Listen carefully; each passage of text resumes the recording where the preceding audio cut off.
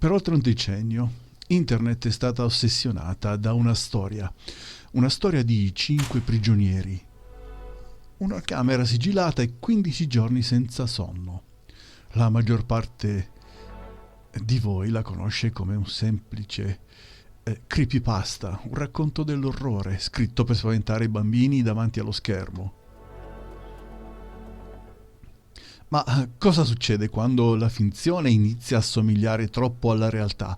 Cosa succede quando emergono frammenti di carta timbrati con l'aquila sovietica che raccontano una storia, non una storia ma un protocollo? Dimenticate le storie che avete letto sui forum. Oggi non siamo qui per raccontare una leggenda, siamo qui per dissezionare i file desecretati dal programma GAS 76. 5 soggetti, una camera ermetica e un collasso umano che la scienza ufficiale non ha mai voluto ammettere.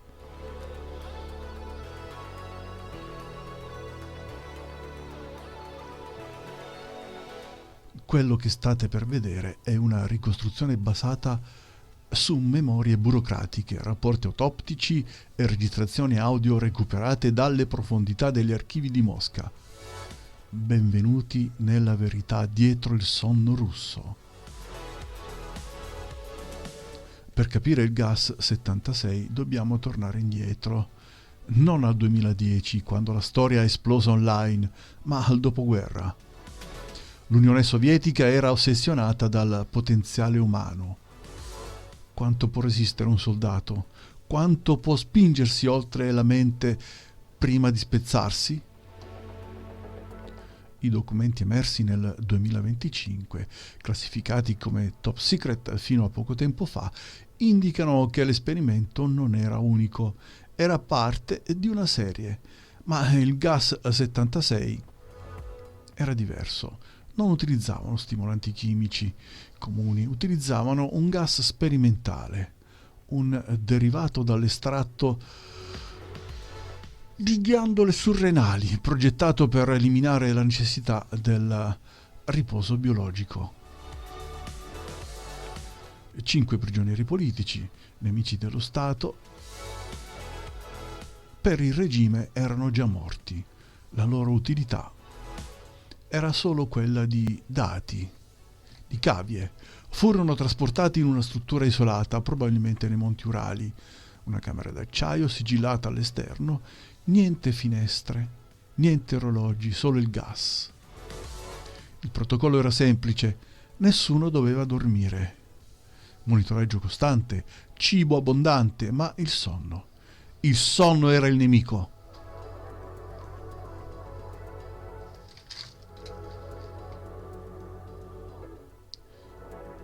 Leggendo questi memo colpisce la freddezza.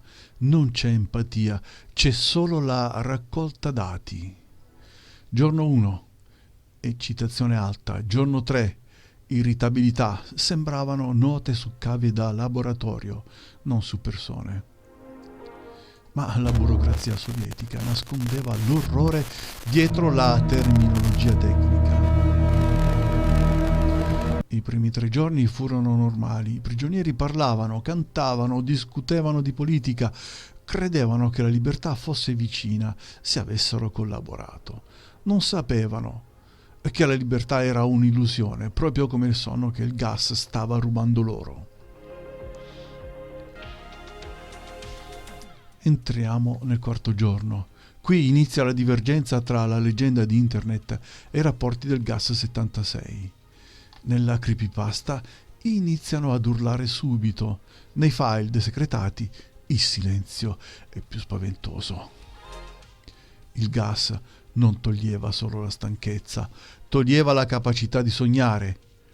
E senza i sogni, la mente inizia a consumare se stessa per creare realtà alternative. I rapporti indicano che i soggetti hanno smesso di parlare tra loro al giorno 5. Smissero di parlare fra di loro. Si separarono agli angoli della stanza. Il soggetto 3 iniziò a parlare con l'altoparlante, credeva che la voce dei ricercatori fosse Dio. Chiedeva perdono per i crimini che non aveva commesso. Il soggetto 1 iniziò a ridere ininterrottamente per 12 ore. Al giorno 9 la fisiologia iniziò a cedere. I rapporti medici parlano di anomalie anatomiche, non metamorfosi mostruose come nella leggenda, ma qualcosa di più sottile e terribile. I tessuti si necrotizzavano senza ferite esterne, gli occhi si iniettavano di sangue fino a rendere impossibile la vista. Ma il vero horror non era fisico, era la perdita del concetto di io. I memo riportati mostrano conversazioni registrate dove i soggetti non usano più il io, usano il noi. O peggio, parlano di quelli nell'angolo, come se non fossero più compagni di cella, ma entità separate. Non vogliono che dormiamo, perché se dormiamo li vediamo. Se restiamo svegli, loro diventano noi. Chi sono loro? I ricercatori? O qualcosa che il gas ha risvegliato nella stanza? I documenti del 2025 suggeriscono che il gas 76 non era solo uno stimolante, era un allucinogeno disassociativo su scala industriale.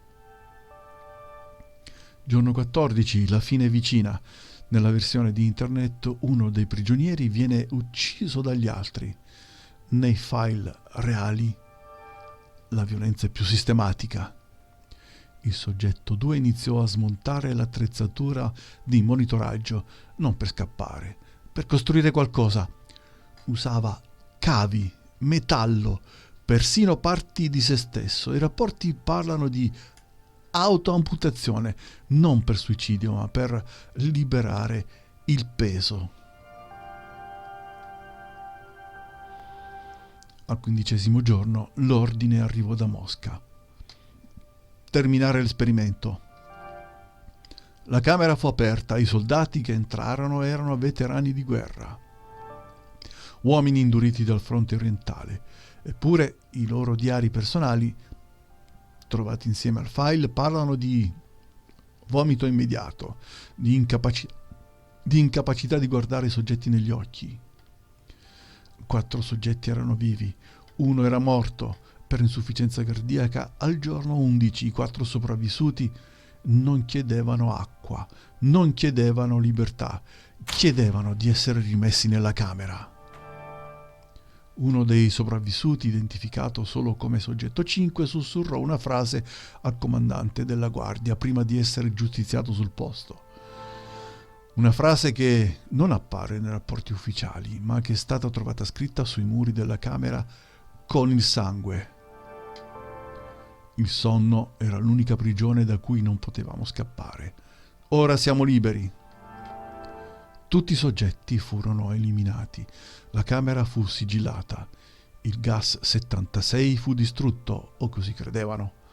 Ma i memo del 2025 indicano che fiale del composto sono state spostate, non in Russia, altrove. Ma perché questa storia continua a perseguitarci? Perché l'idea che il governo possa spegnere i nostri bisogni più basilari è la paura più definitiva, la perdita di controllo sul proprio corpo. Oggi la deprivazione del sonno è ancora usata come tecnica di interrogatorio. La scienza studia ancora i limiti della veglia. La differenza è che noi lo chiamiamo tortura, loro lo chiamavano ricerca.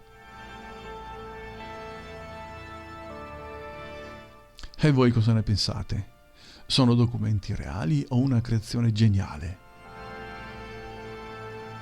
I file che avete visto oggi sono accessibili. Alcuni sono online, altri sono ancora classificati. La domanda non è se l'esperimento sia avvenuto, la domanda è cosa hanno trovato davvero dentro quella stanza che li ha costretti a sigillare tutto per 70 anni? dormite bene stanotte, perché potreste non volere vedere cosa c'è quando vi svegliate.